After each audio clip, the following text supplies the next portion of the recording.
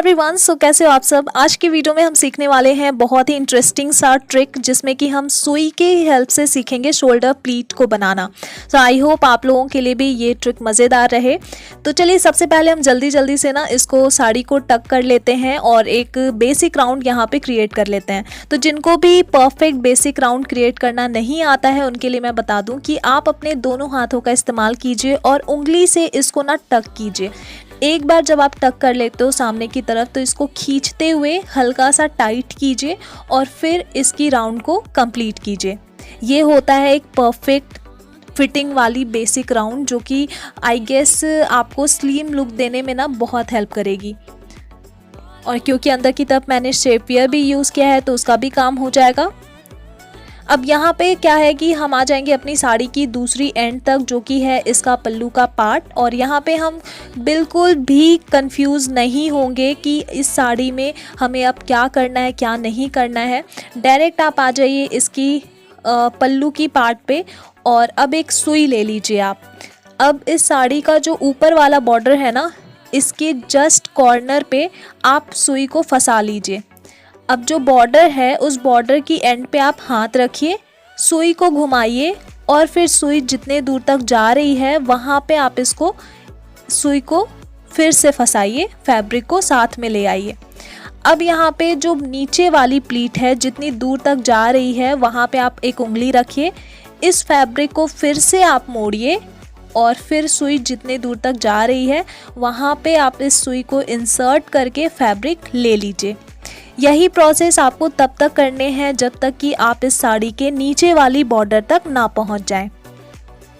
अब मान लीजिए कि नीचे वाली बॉर्डर में जो प्लीट है उसको बनाने में फैब्रिक जो है छोटा पड़ रहा है या फिर प्लीट जो है वो छोटी पड़ रही है, तो आप यहाँ पे ना अपनी सुई में लिए गए फैब्रिक को आप एडजस्ट कर सकती हैं।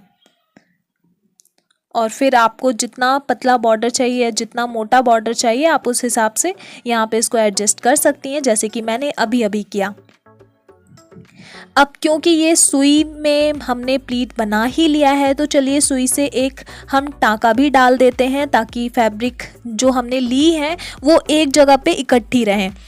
अब हम हल्की सी दूर तक की लेंथ को ना इसको इसी तरीके से अरेंज करने की कोशिश करेंगे, क्योंकि एक बार में अगर हम लंबा देखेंगे ना, लंबा अगर लेंथ इसको गैदर करने की कोशिश करेंगे तो प्लीट जो रहेगी वो हमारी या तो चौड़ी हो जाएगी कहीं पे या ज़्यादा पतली हो जाएगी, या जैसे हमने इसको समेटा है ना उस तरीके से नहीं समेट पाएगी। तो इसीलिए छोटे छोटे स्टेप में बढ़ाते जाइए और फिर इसको इसी तरीके से अरेंज करने की कोशिश कीजिए। अब जब आपको लगता है कि आपने उतनी लेंथ अरेंज कर ली है जितना कि आपको चाहिए अपनी पल्लू में, तो फिर आप इसको अपनी लेफ़्ट साइड की शोल्डर पे डालकर एक बार देख ही लीजिए कि आपकी पल्लू की लेंथ सही से आई है या नहीं। अगर आपको लगता है कि पल्लू की लेंथ सही हो गई है तो आप इसको घुमाइए पीछे की साइड से एंड देन लेफ़्ट साइड की शोल्डर पे डाल दीजिए। सिल्क की साड़ी, कॉटन की साड़ी, ऐसे साड़ियों में ना हमेशा लॉन्ग पल्लू ही रखिए। आपको हाइट की प्रॉब्लम नहीं होगी कभी साड़ी में। अगर मान लीजिए नेचुरली अगर आपकी हाइट कम भी है, आप साड़ी में लंबी लगना चाहती हैं, तो फिर आप लॉन्ग पल्लू ही रखिए। आपके पास और कोई दूसरा ऑप्शन नहीं है साड़ी में लंबी लगने का। लॉन्ग पल्लू और हमेशा आपके अपीयरेंस को लंबा ही दिखाता है। अब एक बार आप अपनी पिन को ना पीछे की तरफ अच्छे से सेट कर दीजिए एंड देन सामने की तरफ हम हर एक प्लीट के बीच में एक छोटा सा गैप रखेंगे और इस गैप को इसी तरीके से मेंटेन करते हुए यहाँ पे हम पिन यूज़ ना करते हुए हम एक साड़ी क्लिप यूज़ करेंगे। क्योंकि कॉटन की जो रेशे होते हैं ना साड़ियों के वो बहुत ही पतले पतले होते हैं। ज़्यादा सेफ्टी पिन यूज़ करने से इनकी जो लाइफ होती है वो कम हो जाती है और साड़ी बहुत जल्दी ख़राब होने की सिचुएशन में आ जाती है। तो इसीलिए अगर आप अपनी साड़ी को बहुत लंबे समय तक यूज़ करना चाहते हो बिना फटे बिना कुछ किए, तो आप सेफ्टी पिन के इस्तेमाल से बचिए। जहाँ ज़रूरत हो केवल वहीं पे इस्तेमाल कीजिए। अब देखिए हमने तो यहाँ पे क्लिप यूज़ कर लिया। इस साड़ी में अभी तक हमने सिर्फ और सिर्फ एक ही सेफ्टी पिन यूज़ किया है और सामने की तरफ से हमारी शोल्डर प्लीट जो है वो भी परफेक्टली सेट हो चुकी है। कई बार प्लीट्स ऐसे होते हैं कि हमने बहुत सारे प्लीट्स बनाए हैं लेकिन सामने की तरफ से वो ऐसा घूम कर आता है ना कि कुछ प्लीट्स अंदर की तरफ ही दबी रह जाती हैं। लेकिन अगर आप ये ट्रिक यूज़ करते हो जिसमें कि हर एक प्लीट के बीच में थोड़ी सी गैप मेंटेन रहे, तो फिर आपकी ये प्रॉब्लम भी हमेशा सॉल्व रहेगी। अब क्योंकि ये कॉटन का साड़ी है तो हम इसको ना जैसे चाहे वैसे यहाँ पे सेट कर सकते हैं।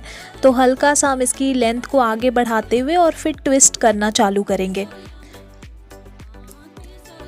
देखिए कॉटन की साड़ी ना शरीर में बहुत जल्दी से चिपक जाती है, तो इसीलिए हम इसमें ज़्यादा कुछ भी अपने तरफ से ऐड करने का कोशिश नहीं करेंगे। ये कपड़ा जिस तरीके का नीड चाहता है, जैसे हम इसको ड्रेप करेंगे वो वैसे ही ड्रेप होता चले जाएगा। तो अगर आप इसको सही तरीके से ड्रेप करोगे तो आपकी फिनिशिंग जो लास्ट में आती है, फाइनल लुक, वो भी काफ़ी अच्छी रहेगी। तो एक पॉइंट पे ना हमें इसको पकड़ कर रखना है और उसके बाद हमें ट्विस्ट किए हुए फैब्रिक को टक करना है। अब जिस पॉइंट पे हमने पकड़ा था वहाँ पे हम एक क्लिप यूज़ कर लेंगे एंड देन इसकी प्लीट्स जो आई हैं इसको भी हम सेट कर लेंगे।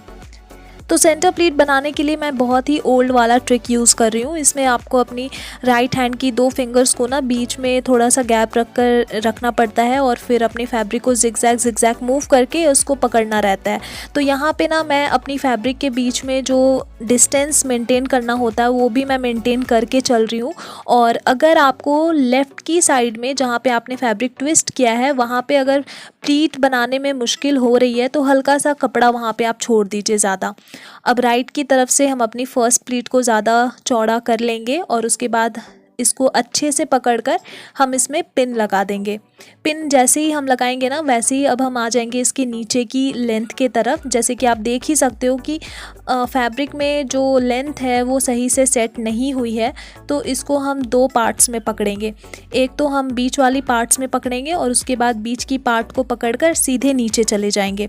नीचे वाली जो बॉर्डर है ना, इन सभी बॉर्डर को हम अपनी लेफ़्ट हैंड की तरफ घुमाएंगे और अच्छी तरीके से देखेंगे कि कौन सी प्लीट कहाँ पे जा रही है और कितनी चौड़ी है कौन सी प्लीट, और उस हिसाब से इसको सेट करते हुए हाथों से प्रेस कर देंगे। अब हमें सभी प्लीट को नीचे की तरफ खिसकाना है एंड देन इनको टक करना है। टक करते वक्त बस एक ही बात आप याद रखिएगा कि जो प्लीट है आपकी, उसकी फर्स्ट वाली प्लीट का जो जगह है वो आपकी नेवल होनी चाहिए। उसके बाद जो आप एरिया जहाँ पे टक कर रहे हो ना वो ज़्यादा फुली हुई नहीं होनी चाहिए, तभी आपकी लुक जाकर अच्छे से कंप्लीट होगी। तो आप देख सकते हो इस तरीके से आप परफेक्टली और प्रोफेशनली तरीके से अपनी साड़ी को ड्रेप कर सकते हो। सो आई होप आज की वीडियो आप लोगों के लिए हेल्पफुल रही होगी। मैं मिलती हूँ आप लोगों से अपनी अगली नेक्स्ट वीडियो में। So till then take care and bye.